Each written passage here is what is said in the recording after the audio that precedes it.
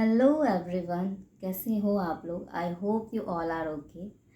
तो यस, मैंने आप लोगों से कुछ प्रोमिस किए थे कि मैं अपने लाइफ का एक न्यू जर्नी शुरू करने जा रही हूँ, और ये न्यू जर्नी शुरू हो रही है मेरी ऑटोबायोग्राफी ऑफ योगी परमहंस योगानंद जी की बुक से।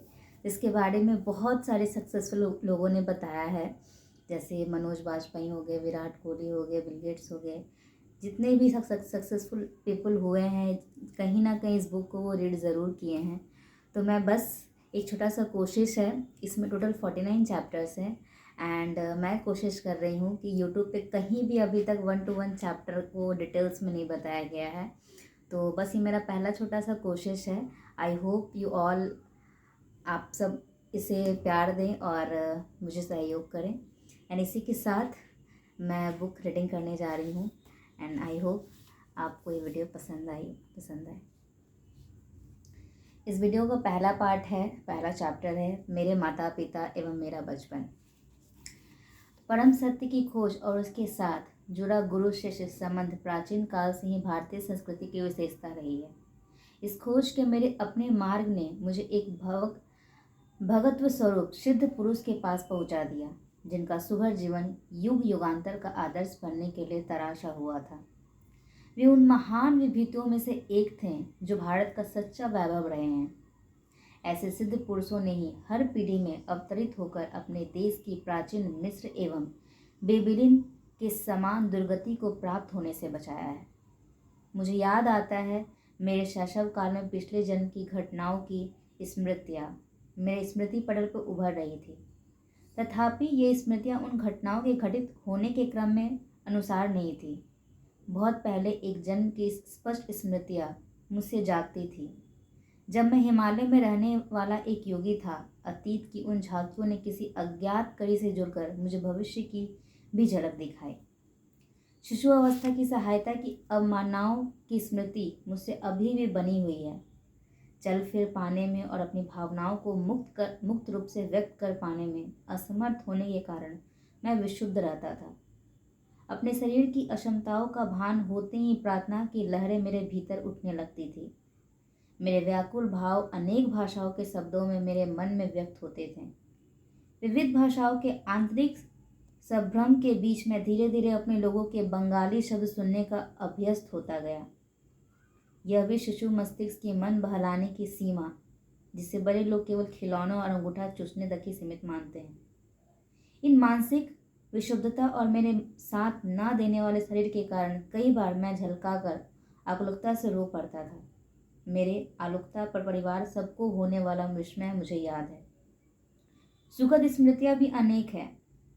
मेरी माँ का दुलार, तुतलाना तथा लड़खड़ा के चलने के मेरे आरंभिक प्रयास। इन आरंभिक सफलताओं को सामान्य जल्द ही भुला दिया जाता है, परंतु फिर भी ये आत्मविश्वास की स्वाभाविक आधारशिलाएं होती है। मेरे इन सुदूरगामी स्मृतियों का होना कोई अपूर्व बात नहीं है। अनेक युगों के विषय में ज्ञात है कि उन्होंने जन्म मृत्यु के नाटकीय अवस्था परिवर्तन में भी अपने आत्मबोध को बनाए रखा है। यदि मनुष्य केवल शरीर होता तो निश्चय उसकी मृत्यु के साथ ही उसका अस्तित्व समाप्त हो जाता है।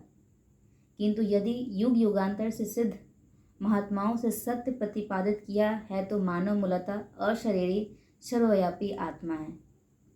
शैशवावस्था की इस सुपृष्ठ स्मृतियों का होना विलक्षण तो है, किंतु ऐसी घटनाएं अति दुर्लभ भी नहीं। अनेक देशों में यात्रा करते हुए मैंने अनेक सत्यनिष्ठ स्त्री पुरुषों के मुख से उनकी शैशवावस्था की स्मृति सुनी है। मेरे जन्म पूर्वोत्तर भारत में हिमालय पर्वत श्रेणी के निकट स्थित गोरखपुर में 5 जनवरी 1893 को हुआ था। वही मेरे जीवन के पहले 8 वर्ष व्यतीत हुए थे। हम 8 बच्चे थे, 4 भाई और 4 बहनें। मैं मुकुंद लाल घोष, भाइयों में दूसरा और माता पिता की चौथी संतान थी। मेरे माता पिता बंगाली क्षत्रिय थे, दोनों ही संत प्रकृति के थे। उनके शांत एवं शालीन दाम्पत्य प्रेम में कभी भी कोई अनर्थक व्यवहार व्यक्त नहीं हुआ। माता पिता के बीच आपकी सामंजस्य चारों ओर चलने वाले 8 नन्हे जीवों के कोलाहल का शांत केंद्र था।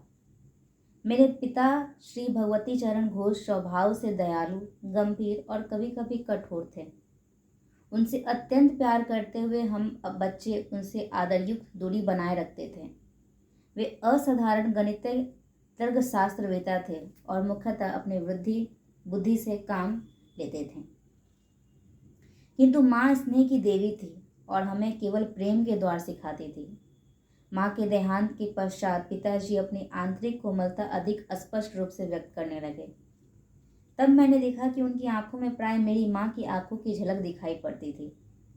माँ के सानिध्य में हम बच्चों का बचपन में ही धर्म ग्रंथों के साथ कटु मधुर परिचय हो गया। अनुशासन की आवश्यकता पड़ने पर माँ रामायण और महाभारत से प्रसंगोचित कहानियां हमें सुनाती थी। ऐसे अवसरों पर डांट और शिक्षा दोनों ही साथ साथ चलते थे। पिताजी के प्रति आदर के प्रतीक स्वरूप कार्यालय से उनके घर आने पर उनका स्वागत करने के लिए शाम में माँ हम बच्चों को कपड़े आदि पहनाकर ध्यानपूर्वक तैयार करती थी। पिताजी भारत की तत्कालीन बड़ी कंपनियों में से एक बंगाल नागपुर रेलवे में उपाध्यक्ष के समक्ष पद पर कार्यरत थे।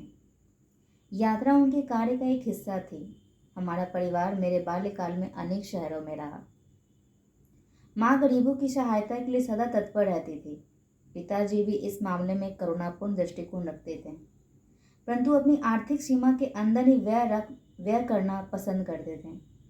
एक बार 15 दिनों में माँ ने गरीबों को खिलाने में पिताजी की मासिक आय से अधिक रकम खर्च कर दी। इस पर पिताजी ने माँ से कहा, मैं तुमसे केवल इतना ही कहना चाहता हूँ कि कृपा करके अपना दान धर्म उचित सीमा के अंदर करो। माँ को अपने पति का यह सौम्य उल्लाहन भी व्यथाजनक लगा। बच्चों को किसी प्रकार के मतभेद का कोई आभास दिए बिना माँ ने एक घोड़ा गाड़ी मंगवाई। नमस्कार, मैं अपने मायके जा रही हूँ। प्राचीन धन की। हम लोग चकित होकर विलाप करने लगे। उसी समय संयोगवश हमारे मामा वहाँ आ गए।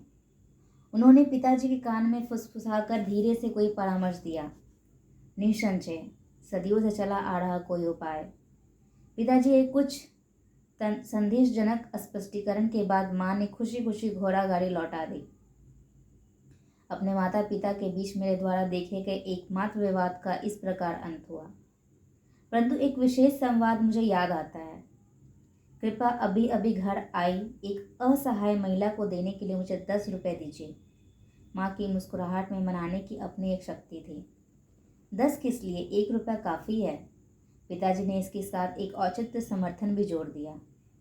जब मेरे पिताजी और दादा दादी की अचानक मृत्यु हो गई तब मैंने गरीबी को पहली बार अनुभव किया। मीलों चलकर स्कूल जाने से पहले मेरा नाश्ता होता था, केवल एक छोटा सा केला। कॉलेज पहुंचने तक मेरी अवस्था इतनी बुरी हो गई कि मैंने एक धनी न्यायाधीश से मासिक 1 रुपये की सहायता के लिए प्रार्थना की। उसने यह कहते हुए मना कर दिया कि 1 रुपया भी मूल्यवान होता है। उस 1 रुपये के मना किए जाने की आपको कितनी कड़वी याद है। माँ के हृदय से तत्काल तर्क उभरा। क्या आप चाहते हैं कि यह महिला भी आपके द्वारा इन 10 रुपये को मना किए जाने की वैसी ही दुखद स्मृति अपने मन में रखे जिनकी उसे तीव्र आवश्यकता है? तुम जीती। पराभूत पति की सनातन भगिमा के साथ पिताजी ने अपना बटुआ खोला और कहा, यह लो 10 रुपये का नोट। उस महिला को यह मेरी शुभकामना सहित दे दो। किसी नए प्रस्ताव पर पहले नहीं कह देना पिताजी का स्वभाव था। इतनी सहजता से माँ की सहानुभूति जगाने वाली उस अपरिचिता के प्रति पिताजी का रवैया उनकी स्वभावगत सतर्कता का एक उदाहरण था। तत्क्षण कोई बात स्वीकार कर लेने में अनिच्छा वस्तुतः सोच विचार के बाद निर्णय के सिद्धांत का पालन मात्र है। मैंने सदा ही देखा कि पिताजी उचित और संतुलित निर्णय लेते थे। यदि मैं अपने अनेकानेक अनुरोधों के पक्ष में 1-2 अच्छे तर्क प्रस्तुत कर देता तो मैं सदा ही मेरी इच्छा पूरी कर देते, चाहे वह इच्छा छुट्टियों में भ्रमण यात्रा की हो या नई मोटरसाइकिल की। अपने बच्चों के बाल्यकाल में पिताजी अनुशासन में उनके साथ दृढ़ता से बरतते थे, परंतु स्वयं किसी वैरागी की तरह सरल सात्विक जीवन व्यतीत करते थे। उदाहरण था, वे कभी थिएटर नहीं गए, बल्कि विभिन्न आध्यात्मिक साधनाओं में और श्रीमद् भगवद गीता पढ़ने में ही उन्हें आनंद आता था। उन्होंने सारे सुखों व भोगों का त्याग कर दिया, यहाँ तक कि वे जूतों की एक जोड़ी का भी तब तक प्रयोग करते थे जब तक कि वो बिल्कुल ही प्रयोग न करने योग्य हो जाए। मोटर कारें साधारण चलन में आ जाने के बाद उनके बेटों ने कारें खरीद ली, परंतु पिताजी प्रतिदिन अपने ऑफिस जाने के लिए टॉम गाड़ी की सवारी में ही संतुष्ट रहे। सत्ता या वर्चस्व प्राप्त करने के लिए धन संचय करने में पिताजी की कोई रुचि नहीं थी। कोलकाता अर्बन बैंक का गठन करने के बाद स्वयं अपने लाभ के लिए उसके शेयर रखने से उन्होंने इनकार कर दिया। उनकी इच्छा तो अपने अतिरिक्त समय में केवल अपने नागरिक कर्तव्य का निर्वाह करने की ही थी। पिताजी के पेंशन लेकर सेवानिवृत्त होने के कई वर्षों बाद बंगाल, नागपुर रेलवे के बही खातों की जांच करने के लिए इंग्लैंड से एक अकाउंटेंट महोदय भारत आए। विस्मित जांच अधिकारी ने देखा कि पिताजी ने उचित समय पर अदा न किए गए किसी बोनस के लिए कभी कोई आवेदन नहीं किया था। उन्होंने कंपनी को बताया, इन्होंने अकेले 3 आदमियों के बराबर काम किया है। पिछली क्षतिपूर्वक स्वरूप इनका 1,25,000 रुपये कंपनी से निकलता है। कंपनी के कोषाध्यक्ष ने उक्त रकम का चेक पिताजी को भेज दिया, पर मेरे पिताजी ने इस घटना को इतना नगण्य माना कि वे दोपहर को उसकी सूचना देने ही भूल गए। बहुत बाद में मेरे सबसे छोटे भाई विष्णु ने बैंक द्वारा दिए गए विवरण में इतनी बड़ी धनराशि जमा देकर पिताजी से इसके बारे में पूछा था। भौतिक लाभ में इतना उल्लासित क्यों हो? पिताजी ने कहा, संभाव को जिसने अपना लक्ष्य बना लिया हो वह न तो किसी लाभ से उल्लासित होता है न ही किसी हानि से दुखी। वह जानता है कि मनुष्य इस संसार में खाली हाथ आता है और खाली हाथ ही जाता है। ये कितनी अच्छी लाइन है। मैं इस लाइन को फिर से दोबारा ज़रूर पढ़ना चाहूँगी। संभाव को जिसने अपना लक्ष्य बना लिया हो वह न किसी लाभ से उल्लासित होता है न ही किसी हानि से दुखी। वह जानता है मनुष्य इस संसार में खाली हाथ आता है और खाली हाथ ही जाता है। तात्पर्य कहने का मतलब है कि मनुष्य अगर अपने जीवन में संतुष्ट है, चाहे उसके पास थोड़ी चीज़ें ही क्यों ना हो, बट वो थोड़ी से थोड़ी चीज़ों में भी अगर अपने आप को खुश मानता है तो उसके लिए कोई भी चीज़ छोटी या फिर कोई भी चीज़ बड़ी नहीं होती है। उसके लिए सब चीज़ बराबर होती है, चाहे वो गरीब हो चाहे वो अमीर। अगर उसकी पूर्ति अगर कुछ रुपए में हो जा रही है तो उसे उतने पैसों की ज़रूरत भी नहीं है। मैं इस लाइन से बस यही समझी हूँ। आगे कंटिन्यू करती हूँ। अपने वैवाहिक जीवन में पदार्पण करने के शीघ्र बाद ही मेरे माता पिता एक महान गुरु बनारस के लाहिड़ी महाशय के शिष्य हो गए। इस संपर्क से पिताजी के पहले से ही विरक्त स्वभाव को और बल मिला। माँ ने एक बार मेरी सबसे बड़ी बहन रोमा को एक उल्लेखनीय बात बताई, तुम्हारे पिताजी और मैं संतान प्राप्ति के लिए 10 वर्ष मात्र एक बार पति पत्नी के रूप में साथ सोते हैं। पिताजी लाहिड़ी महाशय से अविनाश बाबू के माध्यम से मिले थे। अविनाश बाबू बंगाल नागपुर रेलवे के एक कर्मचारी थे। गोरखपुर में मेरे बचपन में अविनाश बाबू मुझे अनेक भारतीय संतों की मन को तल्लीन कर देने वाली कहानियां सुनाया करते थे। वे सदा अपने गुरु की श्रेष्ठतर महिमा के विषय में श्रद्धापूर्वक कुछ न कुछ कहकर ही अपनी कहानी समाप्त करते थे। तुमने कभी सुना है किन असाधारण परिस्थितियों में तुम्हारे पिताजी लाहिड़ी महाशय के शिष्य बने थे? गर्मियों के मौसम में एक अलसाए दिन में और अविनाश बाबू मेरे घर के अहाते में बैठे थे। तब उन्होंने मेरी उत्सुकता जगाने वाला यह प्रश्न मुझसे किया। मैंने आशा भरी मुस्कुराहट के साथ नाम से हिलाया। तुम्हारे जन्म से कई वर्ष पहले मैंने अपने वरिष्ठ अधिकारी अर्थात तुम्हारे पिताजी से अपने गुरु का दर्शन करने बनारस जाने के लिए 1 सप्ताह की छुट्टी देने की याचना की, पर तुम्हारे पिताजी ने मेरी इच्छा का उपहास किया। उन्होंने कहा, क्या तुम धार्मिक कट्टरवादी बनना चाहते हो? यदि जीवन में आगे बढ़ना चाहते हो तो अपने काम पर ध्यान दो। झाड़ियों में से एक गुजरती एक पगडंडी से उस दिन उदास मन लिए मैं घर जा रहा था कि पालकी पर सवार तुम्हारे पिताजी से मेरी मुलाकात हो गई। उन्होंने पालकी और नौकरों को विदा कर दिया और मेरे साथ चलने लगे। मुझे सांत्वना देने की वे सांसारिक सफलता के लिए प्रयास करने के लाभ मुझे समझाने लगे, पर मैं उनकी बातें बेमन होकर सुन रहा था। मेरा हृदय बार बार यही पुकार रहा था, लाहिड़ी महाशय, मैं आपके दर्शन के बिना जी नहीं सकता। हम लोग चलते चलते एक सुनसान मैदान के किनारे पहुंच गए, जहां सांध्यकालीन सूर्य की किरणें लहराती ऊंची जंगली घास पर चमक रही थी। हम लोग उस मनोरम मनोरम दृश्य को देखने के लिए रुक गए। वहां उस मैदान में हमसे कुछ ही गज की दूरी पर मेरे महान गुरु अकस्मात प्रकट हो गए। उनका स्वर वातावरण में गूंज उठा, भगवती, तुम अपने कर्मचारी के प्रति अत्यंत कठोर हो। इसके साथ ही वे जिस रहस्यमय ढंग से प्रकट हुए थे, उसी रहस्यमय ढंग से अंतर्ध्यान हो गए। मैं जमीन पर घुटने देखकर लाहिड़ी महाशय पुकार रहा था। कुछ क्षणों के लिए तुम्हारे पिताजी स्तंभित हो गए। अविनाश, मैं न केवल तुम्हें छुट्टी दे रहा हूँ, बल्कि वाराणसी जाने के लिए मैं स्वयं भी छुट्टी ले रहा हूँ। तुम्हारी सहायता करने के लिए जब चाहे अपने इच्छा के अनुसार प्रकट होने की शक्ति रखने वाले इन महान लाहिड़ी महाशय के दर्शन मुझे करने ही होंगे। मैं अपनी पत्नी को भी साथ लूंगा और उन महान गुरु से प्रार्थना करूंगा कि वे हमें अपने आध्यात्मिक पक्ष में दीक्षित करें। क्या तुम हम दोनों को उनके पास ले चलोगे? अवश्य।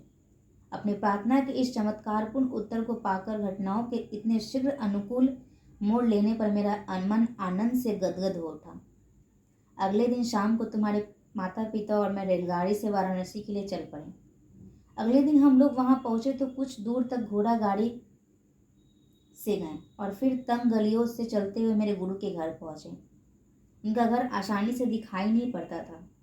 उनकी छोटी सी बैठक में प्रवेश करने पर वहां हमेशा की तरह पद्मासन में बैठे हुए गुरुदेव को हमने प्रणाम किया। उन्होंने अपनी हृदय वेदी आंखें झपकाई और उन्हें तुम्हारे पिताजी पर स्थिर कर दिया। भगवती, तुम अपने कर्मचारी के प्रति अत्यंत कठोर हो। 2 दिन पहले घास भरे मैदान में कहे हुए वही शब्द उन्होंने फिर से दोहराए। फिर उन्होंने आगे कहा, मुझे खुशी है कि तुमने अविनाश को आने की अनुमति दी और साथ में तुम भी अपनी पत्नी को साथ लेकर यहाँ आए। तुम्हारे माता पिता को अत्यंत आनंद हुआ कि गुरुदेव ने उन्हें क्रिया योग की दीक्षा दी। उस पवित्र दर्शन के अविस्मरणीय दिन से तुम्हारे पिताजी और मैं गुरु भाई के रिश्ते में घनिष्ठ मित्र रहे। लाहिड़ी महाशय ने तुम्हारे जन्म में विशेष रुचि दिखाई थी। तुम्हारा जीवन निश्चय ही स्वयं उनके जीवन के साथ जुड़ा रहेगा। गुरुदेव का आशीर्वाद कभी निष्फल नहीं होता। मेरे जन्म के थोड़े ही दिन बाद लाहिड़ी महाशय ने इस जगत को प्रस्थान कर दिया। पिताजी का जहाँ जहाँ भी स्थानांतरण होता था, वहाँ वहाँ लाहिड़ी महाशय की एक सुंदर अलंकृत फ्रेम में सजी हुई फोटो हमारे पूजा घर में देवताओं के चित्रों मूर्तियों के साथ विराजमान रहती थी। लगभग रोज की सुबह और शाम को माँ और मैं उसे पूजा वेदी के सामने ध्यान लगातार बैठते थे और चंदन सिक्त पुष्प अर्पण करते थे। धूप और गुगुल के साथ साथ अपनी संयुक्त भक्ति द्वारा हम ईश्वर की पूजा करते थे, जो लाहिड़ी महाशय के पूर्णतः अभिभक्त हुआ था। उनकी उस फोटो को मेरे जीवन पर जबरदस्त प्रभाव पड़ा। जैसे जैसे मैं बड़ा होता गया, वैसे वैसे मेरे मन में उस महान गुरु का विचार अधिक दृढ़ होता गया। ध्यान में प्राय मैं देखता था कि उनकी छवि उस छोटे से फ्रेम से बाहर आ गई है और जीवित रूप धारण कर मेरे सामने बैठ गई है। जब मैं उनके ज्योतिर्मय शरीर के चरणों का स्पर्श करने का प्रयास करता, तब वे बदल कर पुनः चित्र बन जाते। जब मैंने बाल्यावस्था से किशोरावस्था में प्रवेश किया तो देखा कि फ्रेम में जकड़ी लाहिड़ी महाशय की छोटी ही छवि मेरे मन में जीवित ज्ञान प्रदायनी उपस्थिति बनकर विराजमान हो चुकी है। किसी उलझन या परीक्षा की घड़ी में मैं प्राय उनसे प्रार्थना करता और अपने अंतर में उनका सांत्वनादायक मार्गदर्शक पाता। पहले पहले तो मुझे दुख होता था कि वे शारीरिक रूप से जीवित नहीं थे, किंतु जैसे जैसे मुझे उनकी गुप्त सर्वव्यापकता का पता चलता गया, वैसे वैसे मेरा दुख कम होता गया। अपने उन शिष्यों को जो उनके दर्शन के लिए अति लालायित रहते थे, वे प्राय लिखा करते थे, जब मैं सदा तुम्हारे कुटस्थ दिव्य दृष्टि की पहुँच में हूँ तो मेरे अस्थि मांस को देखते रहने के लिए आने की क्या आवश्यकता है। लगभग 8 वर्ष की आयु में मुझे लाहिड़ी महाशय की फोटो के माध्यम से चमत्कारी स्वास्थ्य लाभ का आशीर्वाद प्राप्त हुआ। इस अनुभव ने मेरे प्रेम को और भी अधिक प्रकट कर दिया। जब मैं बंगाल के इच्छापुर में अपने पारिवारिक घर में रहा करता था, तब मुझे हैजा हो गया। मेरे बचने की कोई आशा नहीं रही। डॉक्टर कुछ भी नहीं कर पा रहे थे। मेरे बिस्तर के पास बैठी माँ ने भाव विलकता के अतिरिक्त के साथ मेरे सिर के ऊपर टंगी लाड़ी माशे की फोटो की ओर देखने का मुझे इशारा किया। उनके मन ही मन प्रणाम करो। वे जानती थी कि प्रणाम करने के लिए हाथ उठाने की कोई शक्ति मुझ में नहीं बची थी। यदि तुम सचमुच अपनी भक्ति प्रकट करोगे और अपने अंदर में उनका चरण स्पर्श करोगे तो तुम्हें जीवन दान मिल जाएगा। मैंने उनकी फोटो की ओर देखा तो वहां आंखें चौधियाने वाला प्रखर प्रकाश दिखाई पड़ा, जिसने मेरे शरीर और पूरे कमरे को अपने में समा लिया। मेरी मिचलाहट और अन्य अनियंत्रणकारी लक्षण समाप्त हो गए। मैं स्वस्थ हो गया। तत्क्षण ही मुझे उतनी शक्ति आ गई कि अपने गुरु में अपार श्रद्धा रखने वाली माँ का मैंने झुककर चरण स्पर्श किया। माँ बार बार उस छोटी सी फोटो पर अपना माथा टेक रही थी। हे सर्वव्यापी गुरुदेव, मैं आपकी कृतज्ञ हूँ। आपके आलोक ने मेरे पुत्र को अक्षय कर दिया। मैं समझ गया कि उन्होंने इस तेजमय ज्योति का दर्शन किया था और जिसकी महिमा से मैं साधारणतः प्राणघातक साबित होने वाली बीमारी से एकाएक अच्छा हो गया था। मेरे पास जो कुछ भी अनमोल चीजें हैं उनमें से एक वह फोटो भी है। स्वयं लाहिड़ी महाशय द्वारा पिताजी को दी गई यह फोटो एक पवित्र स्पंदन से युक्त है। इस फोटो के पीछे भी एक चमत्कारिक कहानी है। मैंने ये कहानी पिताजी के गुरु भाई काली कुमार राय से सुनी थी। ऐसा प्रतीत होता है कि लाहिड़ी महाशय को अपनी फोटो खिंचवाना अच्छा नहीं लगता था। एक बार उनके विरोध के बावजूद उनकी और उनके कई शिष्यों की, जिनमें काली कुमार राय भी शामिल थे, एक सामूहिक फोटो खींच दी। उस पर समय फोटोग्राफर के आश्चर्य की सीमा न रही जब उसने देखा कि फोटो में जब सब शिष्यों के चित्र तो एकदम स्पष्ट दिखाई दे रहे हैं, परंतु बीच में जहां उसने लाहिड़ी महाशय का चित्र होने की सार्थक आशा की थी, वहां कोई आकृति नहीं थी। वह स्थान बिल्कुल खाली था। इस विस्मयकारी घटना पर खूब चर्चा हुई। एक शिष्य गंगाधर बाबू ने, जो एक कुशल फोटोग्राफर थे, डिंग मारे कि लाहिड़ी महाशय चाहे जो कर ले वह उनकी फोटो अवश्य खींच सकते हैं। अगले दिन प्रातःकाल जब गुरुदेव लकड़ी की बेंच पर पद्मासन में बैठे थे और उनके पीछे एक कपड़े का पर्दा भी लगा दिया गया था, तब गंगाधर बाबू अपने साथ सामान के साथ वहां पहुंच गए। सफलता के लिए सारी सावधानियां बरतते हुए उन्होंने उत्कंठापूर्वक 12 फोटो खींची, किंतु शीघ्र ही उन्हें दिखाई पड़ा कि हर प्लेट पर लकड़ी की बेंच और पर्दे का चित्र तो स्पष्ट है, पर गुरुदेव की आकृति का पुनः कहीं पता नहीं है। गंगाधर बाबू का अभिमान चूर चूर हो गया। अश्व बताते हुए कि वे दौड़े दौड़े लाहिड़ी महाशय के पास पहुंचे। कई घंटों के बाद लाहिड़ी महाशय ने इस सारगर्भित वाक्य के साथ अपना मौन तोड़ा। मैं ब्रह्म हूँ, क्या तुम्हारा कैमरा सर्वव्यापी अगोचर का चित्र खींच सकता है? गंगाधर बाबू ने कहा, मैं देख रहा हूँ कि नहीं खींच सकता, परंतु हे सर्वज्ञ गुरुदेव, आपके देह मंदिर की एक फोटो प्राप्त करने की बहुत इच्छा है। मेरी दृष्टि संकुचित रही है। आज तक मैं यह नहीं समझ पाया था कि मैं आपसे ब्रह्म पूर्ण रूप से वास करता है, आप में ब्रह्म पूर्ण रूप से वास करता है। फिर कल सुबह आओ, मैं तुम्हारे कैमरे के सामने बैठकर फोटो खिंचवा लूंगा। पुनः फोटोग्राफर ने अपना कैमरा फोकस किया। इस बार आगोचर रहस्यमयता के आवरण से रहित उस पवित्र महापुरुष की आकृति प्लेट पर स्पष्ट रूप से उभार आई। गुरुदेव ने इसके बाद कभी अपनी फोटो नहीं खिंचवाई, कम से कम मैंने नहीं देखी। वही फोटो इस पुस्तक में छपी है।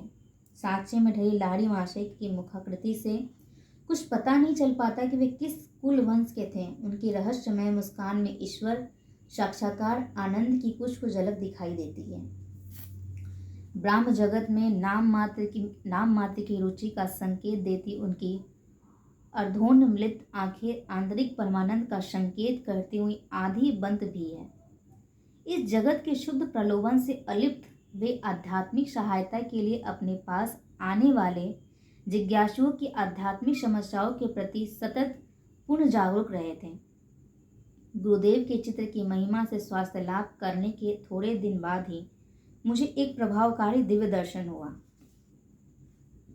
एक दिन प्रातः अपने बिछौने पर बैठा मैं एक गहन दिव्याश्रम में डूब गया।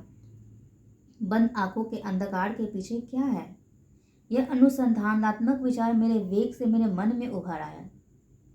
तक्षण ही मेरी अंतर्दृष्टि के सामने प्रखर प्रकाश कौंध गया। मेरे ललाट में विस्तीर्ण दीप्तिमान पट पर पर्वत गुफाओं में ध्यानस्थ बैठे संतों की आकृतियां छोटे छोटे चलचित्रों की भांति प्रकट होने लगी। आप लोग कौन हैं? मैंने उच्च स्वर में पूछा। हम हिमालय के योगी हैं। इस दिव्य उत्तर का आनंद वर्णनातीत था। मेरा हृदय पुलकित हो उठा। मैं भी हिमालय आकर आपके पास जैसा बनना चाहता हूँ। दृश्य अंतर्ध्यान हो गया, परंतु रजत किरणें मंडलाकर में अनंत की ओर वर्षित होती गई। ये अद्भुत आलोक क्या है? मैं ईश्वर हूँ, मैं प्रकाश हूँ। यह ध्वनि बादलों की सौम्य बुदबुदाहट जैसी थी। मैं आपके साथ एकाकार होना चाहता हूँ। यद्यपि वह ईश्वरीय आनंद क्रमशः क्षीण होता गया, पर उससे मैं ब्रह्म की अस्थायी खोज की विरासत प्राप्त करने में सफल हुआ। ईश्वर शाश्वत नित्य नवीन आनंद है। यह स्मृति मेरे हृदय पटल पर इस अनुभव के बाद लंबे समय तक बनी रही। बचपन की एक अन्य स्मृति असाधारण है और उल्लेखनीय भी है, क्योंकि उसका चिन्ह आज भी मेरे हाथ पर है। एक दिन प्रातः समय मेरी बहन उमा अपने गोरखपुर के घर के अहाते ही नीम के पेड़ के नीचे बैठे थे। आसपास के तोतों को नीम के पके फल खाते मैं निहार रहा था, और बीच में जो समय मिलता उसमें उमा दीदी मुझे बंगाली की पहली पुस्तक पढ़ने में मदद कर रही थी। उमा दीदी ने अपने पैर पर फोड़ा होने की बात बताई और वह उस पर लगाने के लिए मरहम की एक डिबिया ले आई। मैंने उनसे थोड़ा मरहम लेकर अपने हाथ पर लगा लिया। तुम निरोग हाथ पर मलहम क्यों लगा रहे हो? बात ऐसी है दीदी, मुझे लग रहा है कि कल मुझे यहाँ फोड़ा होने वाला है। जिस जगह पर फोड़ा होने वाला है उसी जगह तुम्हारा मलहम लगाकर मैं उसकी परख कर रहा हूँ। चल झूठा कहीं का। जब तक तुम कल सुबह क्या होता यह देख नहीं लेते तब तक मुझे झूठा नहीं कह सकती। मुझे क्रोध आ गया। उमा पर उसका कोई असर नहीं पड़ा और उसने 3 बार अपने व्यंग को दोहराया। एक दृढ़ निश्चय मेरी आवाज़ में ध्वनित होने लगा कि जब मैंने धीरे धीरे कहना शुरू किया, मैं अपनी इच्छा शक्ति के बल के साथ कहता हूँ कि कल मेरे हाथ पर इसी जगह एक काफ़ी बड़ा फोड़ा निकल आएगा और तुम्हारा फोड़ा सूझकर दुगना हो जाएगा। सुबह मेरे हाथ पर एक बहुत बड़ा फोड़ा निकल आया। उमा का फोड़ा आकार में दुगना हो गया। मेरी बहन चीखती हुई माँ के पास भागी। माँ, मुकुंद जादू टोना करना सीख गया है। माँ ने गंभीर होकर मुझसे कहा कि हानि करने के लिए मैं शब्द शक्ति का प्रयोग कभी ना करूं। मैंने माँ को वह उपदेश सदा ही याद रखा और उसका पालन किया। मेरे फोड़े का इलाज चीड़ से हुआ।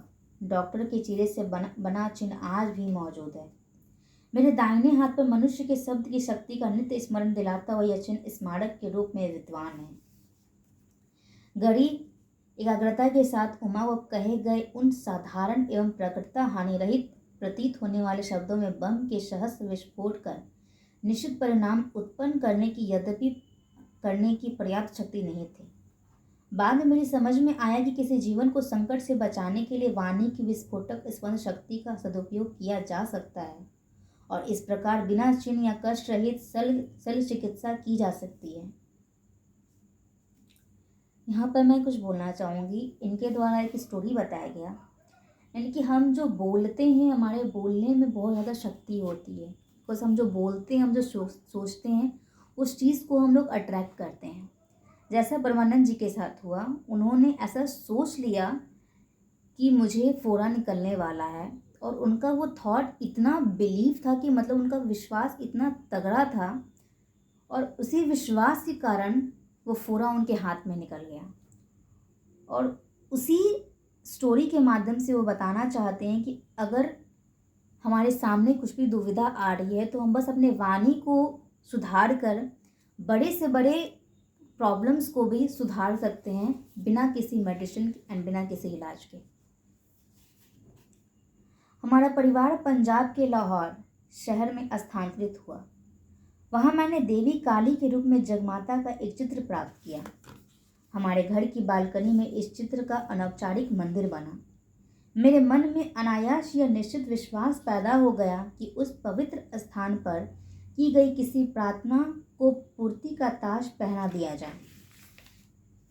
एक दिन वहां मैंने उमा के साथ खड़े होकर मैं 2 लड़कों को 2 घरों की छतों पर पतंग उड़ाते देख रहा था। इन दोनों घरों और हमारे घर के बीच एक बहुत सी संगड़ी गली थी। तुम आज इतने चुप क्यों हो? उमा ने खेल खेल में मुझे धक्का देकर पूछा। मैं यह सोच रहा हूँ कि कितनी अद्भुत बात है कि मैं जो भी मांगता हूँ जग माता मुझे दे देती है। मैं समझती हूँ कि वो तुम्हें दोनों पतंगे भी दे देंगी। मेरी बहन उपहास की हंसी हंसते हुए बोली। क्यों नहीं, मैंने उन पतंगों को पाने के लिए मौन प्रार्थना शुरू कर दी। भारत में धांगों पर माजा लगाकर पतंगों का खेल खेला जाता है। प्रत्येक पतंग उड़ाने वाला अपने प्रतिद्वंदी की पतंग काटने का प्रयास करता है। कटी हुई पतंग छतों के ऊपर से जाती है, तब से पकड़ने में बड़ा मजा आता है। उमा और मैं ऐसी बालकनी में खड़े थे जिसके ऊपर छत थी और दोनों उड़े दीवार भी थी, इसलिए किसी कटी पतंग का हमारे हाथ आना असंभव प्रतीत होता था, क्योंकि स्वाभाविक तौर पर उसका धागा छत के ऊपर ही लटकता हुआ आगे निकल जाता। गली के उस पार पतंग उड़ाने वालों ने अपना खेल शुरू किया। एक धागा कट गया। तत्क्षण ही पतंग मेरी दिशा में लपकी। अचानक हवा बंद हो जाने के कारण वह पतंग एक क्षण के लिए स्थिर हो गई और उस बीच उसका धागा सामने वाले घर के ऊपर उगे नागफनी के पौधे में उलझ गया। मेरे पकड़ने के लिए एक पूरा फंदा बन गया। मैंने यह पुरस्कार उमा को सौंप दी। यह तो केवल एक असाधारण संयोग था कि न कि तुम्हारी प्रार्थना का उत्तर। यदि वो दूसरी पतंग भी तुम्हारे पास आ जाए तो मैं मानूंगी।